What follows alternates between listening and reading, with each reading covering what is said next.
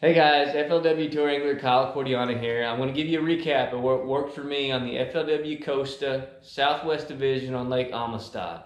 Very first event of the year. Practice was through New Year's Eve, first week of January. Never seen Lake Amistad. It is just a beautiful fishery. It's so unique. Water clarity that exceeds 20 foot deep in places. It's got mostly largemouth. It's famous for giant largemouth on big swim baits. It's also got a population of spotted bass and smallmouth. The lake was 3 months ago, was 40% full. When we got there, it was like 58% full, so the water had come up a long ways. However, it was still really low compared to what is the normal elevation for that lake. Every day was different in practice. I'd get bit on one bait one day, the next day they wouldn't bite it, had to change it up. So that pattern continued to play out through the tournament. I kept that in mind, and every day I switched baits during the tournament, and it helped me catch fish. I just want to go over a few of the baits that worked, because there really was a whole gamut of baits that worked. But I was able to catch a 6-pound 11-ouncer on day one, and a 6-pound fish on day two. Those were on two different baits in the exact same location. I don't even have that bait here. Again, I caught fish on so many different baits. But on day two, that 6-pounder came on a jerk bait. And I have that bait here and rod. This was a mega bass. I'm not even sure what color, but I'll show it to you. Again, I always put my treble hook baits in a bait sack by Cal Coast. They are incredible. But it's just this mega bass color here. I'm drawing a blank, but you know, blue back, clear body. Got a little chartreuse stripe going on the side. It's a real popular color. Again, you guys gotta get your bait sack, drop them in there.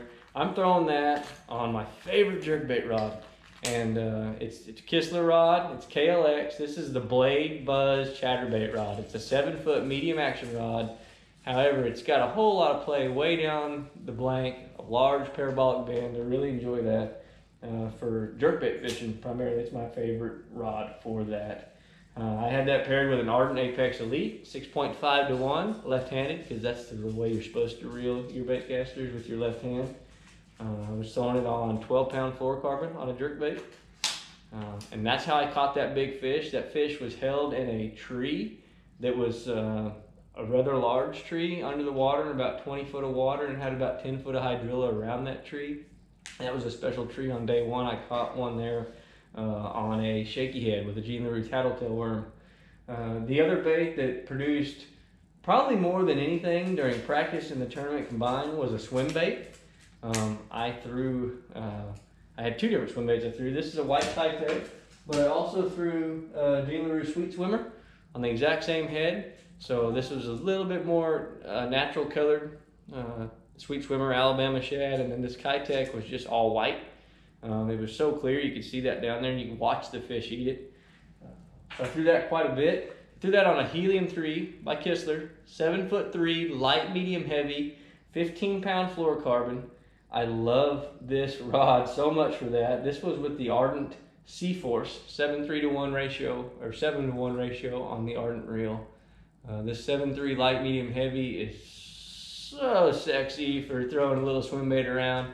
They also have this length and action in the Z-Bone. I love them both a lot. That caught a lot of fish, a lot of my smaller fish. I didn't catch any big fish on that, but I was able to catch some key keepers on that. On the final day of the tournament, I tied on a bait that I hadn't thrown in practice at all. And I tied on a Ned rig. I throw this Ned rig. I don't know what size weight this is. Let's see, I got one here. I can stick it in your face. It's just one of these little Ned rig hooks. Maybe a VMC style hook. It's got a weed guard that kind of splits down the middle of the shank of the hook. So you still get good penetration with that. This is a Montezuma Revenge tattletale. It's got a little bit of a chartreuse on the back. It works really good in clear water fisheries. I love this a lot. It's got that little tattletale on the end of that as well. Great for a Ned rig bait. I threw that on this Helium 3, 7 foot.